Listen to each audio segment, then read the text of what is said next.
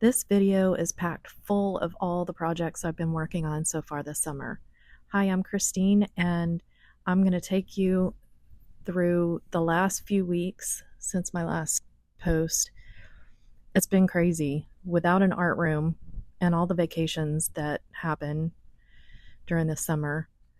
I've been carrying my stuff all over Florida. And as you can see here, lots of artist trading cards I've been creating and way too much coffee. I've gotten in a bad habit, 3 cups of coffee a day, but there are a lot of cards here to show you.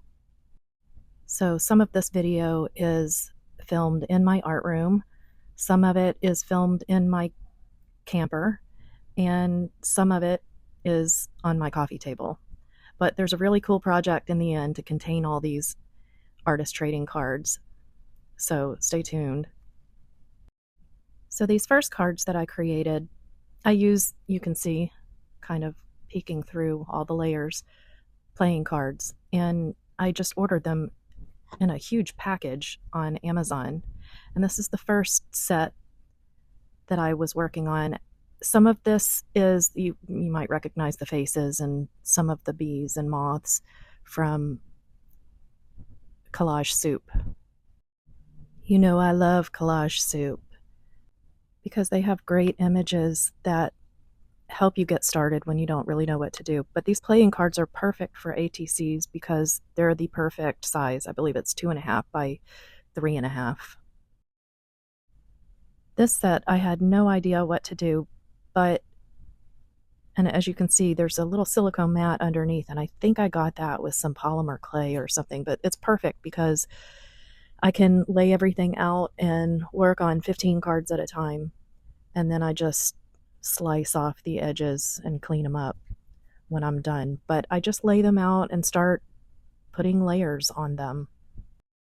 So I usually start off by tearing up roll-off sheets from my jelly plate and then go from there. I also used a stencil that I created. You can see the large numbers I created from stamps, and then, like in my last video, if you want to see how I create the stencils, there's 2 whole videos before this one where I show how to do it, but I added those on top. And then I went to ChatGPT and created these papers with the people and the symbols and tore those up and glued them on. I have it on my list to create a video to show how I do that in ChatGPT, but bear with me, it's really hard working without an art room right now. But I think this weekend we're going to get it all back together again. And then I'll be more organized and hopefully a little more consistent with my videos here on YouTube. But this set of cards I really love. I kind of did the same thing. I didn't know where to start. I started with my jelly roll-offs, my jelly plate roll-offs, and then I had a die cut that I think it's supposed to be used for bookmarks, but I love it. So I cut those out and glued them on top. So there's actually a lot of texture on these cards. And then I went back in with my pen. I see a couple of them that need to be fixed. But anyway, and this set from Miami is a set that I worked on in my camper. So there's only 10 of these. But we went away, and I have some art supplies in my camper, but I did take a bag so that I could work on these cards, and Bob forgot to take it. So we took a trip to Walmart, and I bought all the things. Way too many things. But I got a magazine that had a really cool layout of these pictures of Miami buildings, and I think they came out really cool. But then I was watching Ceri, Ceri the Crafter. I love Ceri the Crafter, and he got me started building these little boxes. So I am collecting all the boxes now.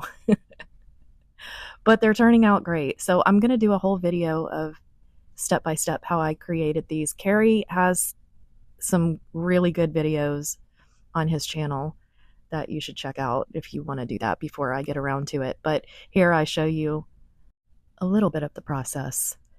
So I just cut this box down and created the little sections, and I'm just covering everything. And when you cover these boxes with layers of paper and glue.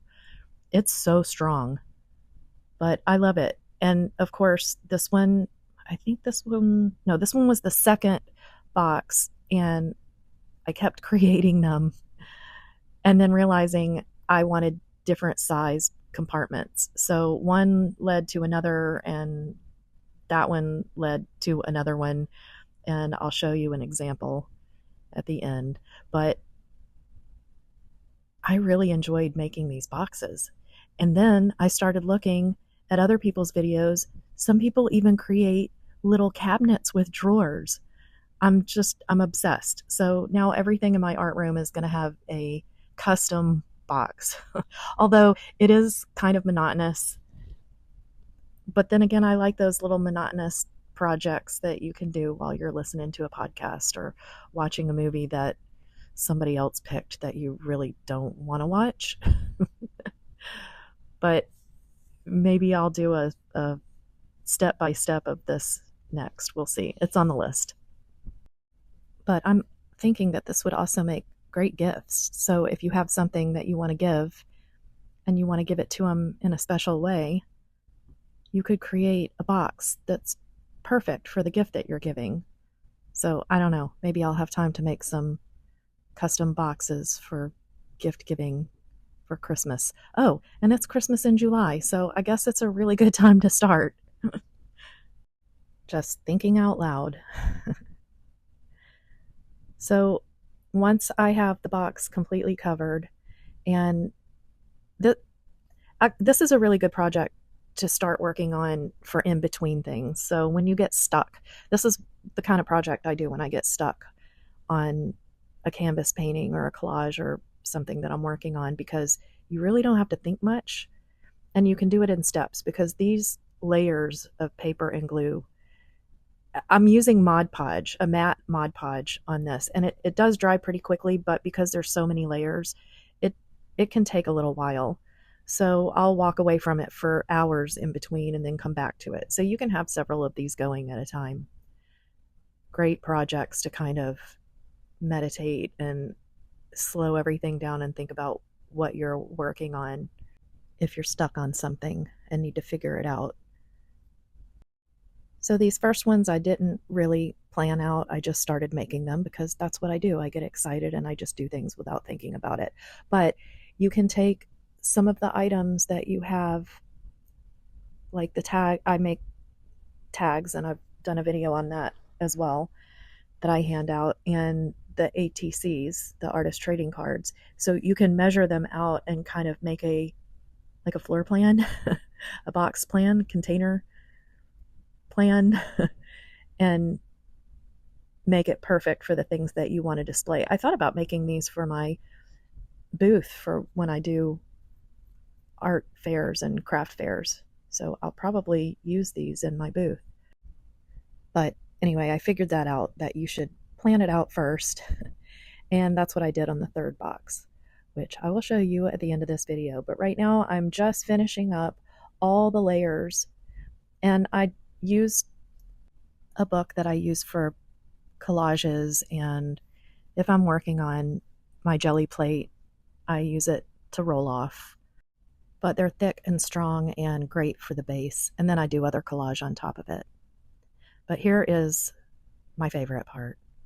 I don't know how many times I have to peel the glue off my fingers, but you know, that's fun.